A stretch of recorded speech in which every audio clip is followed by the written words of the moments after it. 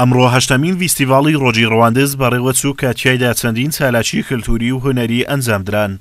لە ڕۆژێکی وەکەم ڕۆ نزیکەی 4 سەدا پێش ئێستا پاشای گەورەی ڕەواندز میر محەممەد ڕەواندزی وەک پایتەختی میرنشینی سۆران هەڵبژاردووە، بۆیە ساڵانە خەڵکی ناوچەکە یادی ئەو ڕۆژە دەکەنەوە.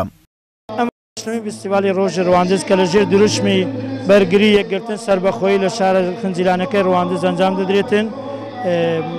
هەدەفمان لەو فستیڤالەوەیە بە بۆنەیەکە کە میر محەممەد پاشای گەورەی ڕەواندز ئەو ڕۆژی ڕەواندزی بە پایتەختی میرنشینی خۆی هەڵبژاردیە. ئەمڕۆ لە ڕۆژی هەشتمین فستیڤاڵی ڕۆژی ڕەواندز پیرۆزبای خۆم لە هەموو خەڵکی شاری ڕەواندز بەکەم و قوتابیانی خۆشەویستی قوتابخانەکەماش ئەمەش وەکو یەکێک لە قوتابخانەکانی دەڤەری ڕەواندز بەشداریمان کرد. خۆمەکو لاوێکی ڕەواندز و لاوێکی کورد شانازی بە جلە جوانەکان دەکەم کە جلە کوردەکانم دەکەم کە جلکێکی ڕەسەن و مۆرشێکی ڕەسەناتی کوردەوایی پێوە دیارەکە.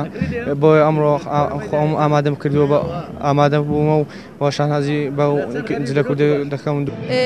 بڕاستی تێکیلیا me باکوور باشوور ڕۆژاوا ڕۆژهڵات ji bo me muhîm e gelek muhîm e van xudê dê neva me bêwate ye ev bi hatina xwe çundina xwe û van hudûda çiqa bêwate em wiya nîşan didin.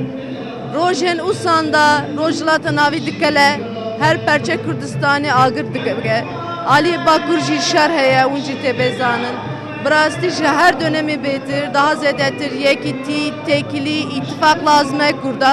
لە ڕۆژی ڕەواندز هاوڵاتیان ئەو شارە داوای خزمەتگوزاری زیاتر لە حکوومەت دەکەن کە لە ئاست شارەکەدا بێت. شارێکە ئەبینی زۆر پراوێز کرایە هەم لە ڕووی گەشت و گوزاریەوە پێویستی بە بەرفراوانی هەیە، پێویستی بە بەرفراوانی بە تایبەتیش لە ڕێگەوبانەکانی زۆر تەسک و بەرتەنگە پێویستی بە نۆژەنکردنەوە هەیە. سەرچاوەی ئاوە بەڵام وشکە ساڵیە لە شارەکەی. گرنگترینش ئەوەی ڕەواندز لە کۆنەوە جێگای مەدرسەی ئاینی بووە و مەدرسە گرنگ تێدا بووە و گەورەترین کتێبخانە لە ناوچەکە لە ڕەواندز بووە کە لە سەردەمی پاشای گەورە 5,000 کتێبی دەستنووسی تێدا بووە.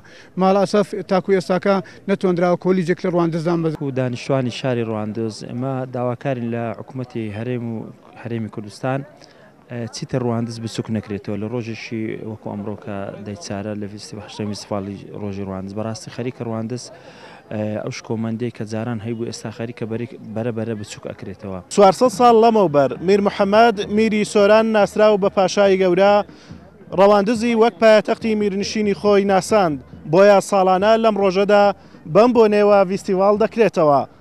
لە پایتەختی میرنشینی سۆرانەوە ئازادۆمەراوەیی کەناڵی ئاسمانی پێیام.